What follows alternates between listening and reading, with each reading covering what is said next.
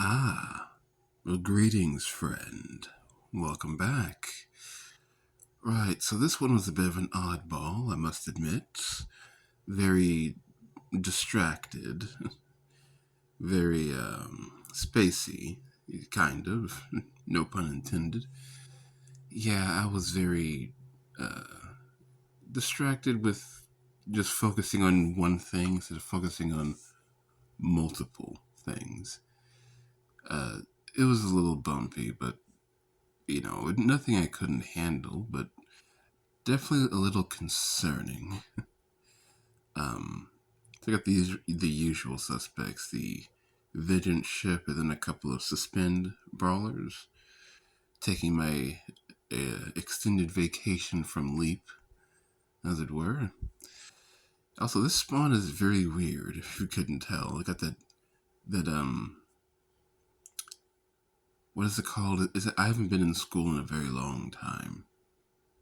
But I guess you could say the mirrored star.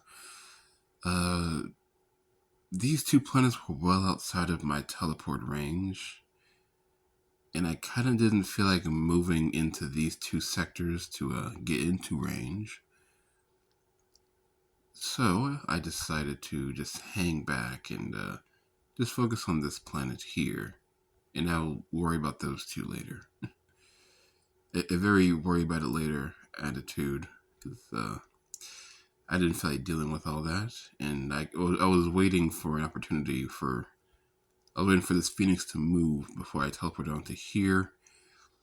As I've learned before, these Phoenix Storm combo sectors aren't really as bad, are as bad as I would think when I'm not using EMP or Leap to break the Phoenix shield. So, not that big a deal. Just gotta start outside of the shield and kind of lean into it.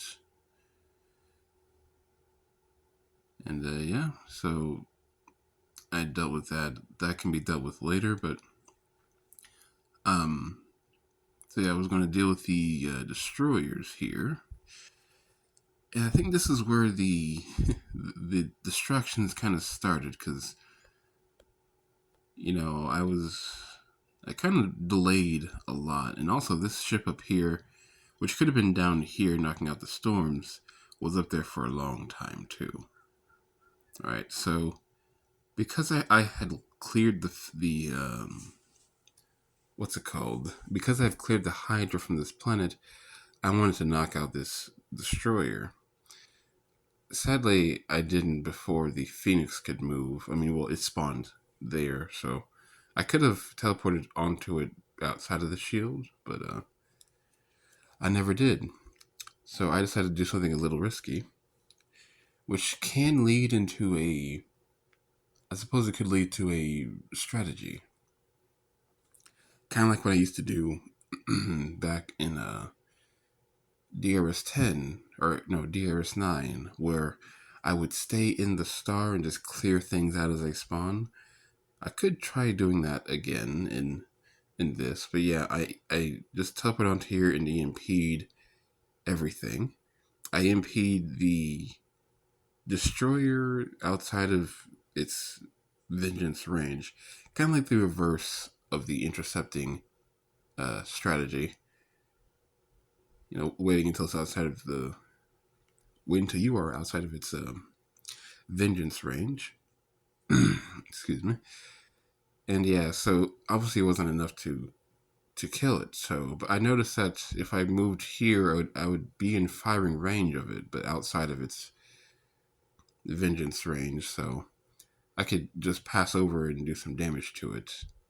And I thought I had killed it there, which is why it took me a second to go back. But the Guardians have got in the way, so yeah, it was very messy. It was very that could have been a lot cleaner, but at least the sector is like practically dead. So a silver lining, I suppose. And while I was doing that, I was clearing out that bomber, and this entire time, this vengeance ship hasn't moved.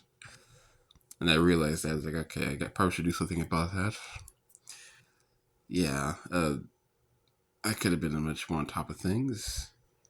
I moved this ship up here just so this bomber could fire, just so I would have time to sit on here without worrying about rockets for a second.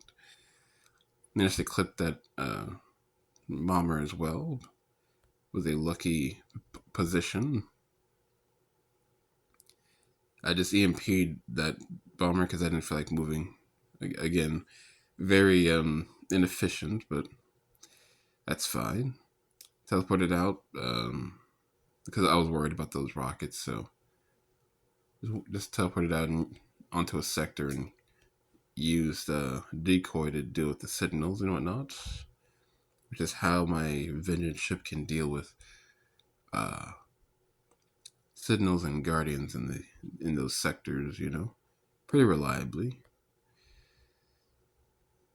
And so from here,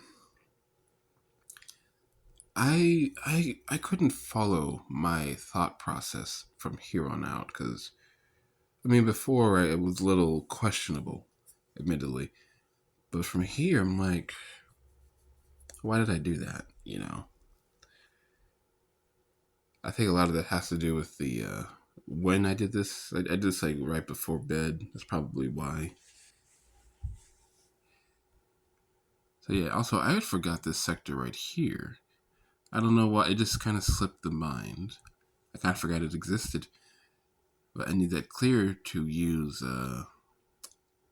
or to pick up from these planets. So the bomber at the very least.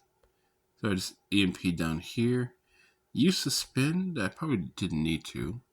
And that is what I was talking about before. Using the rocket splash damage to kill the repair drone while I'm right on top of it. It's a pretty useful thing to do when you need to heal and you're following around bombers, or walking your bombers, as it were. Like that old callback.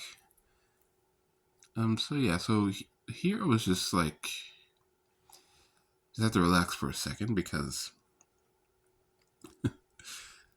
I kind of Mr. Magoo'd my way through that star. I was really just doing things as they happened. No real plan or anything, and I just had to recollect myself. Well, lack thereof. Yeah, also, I was really sloppy with the defense here, too. Yeah, always drink coffee, kids. It's totally good for you, totally. So I believe I was just dealing with these things. I was about to finish up over here and keep this bummer active, but ghosts kept spawning over here for some reason. And yes, I know I can use what's it called? The blast drone to kill the ghosts, but I'm not too comfortable doing that just yet, so here we are. So eventually, I finally went onto this planet just to finish it up, knock everything out. Upward over here just to intercept that interceptor. A taste of its own medicine. And I swear, Andreas, you really need to change this. Like, yes, I know the interceptors and ghosts are targeted, but again, they're just more annoying than anything, really. Oh, yikes. So, yeah, very slow, but I guess I had time, though. Again, like one of the other videos, just taking my time because I really needed to this time. I was kind of out of it, as it were. Eventually, and I do mean eventually, because I was waiting for this bomber to fire and all that, but oh, look at that, more ghosts. And this ship was out of range, and this ship had its teleport on cooldown at the time.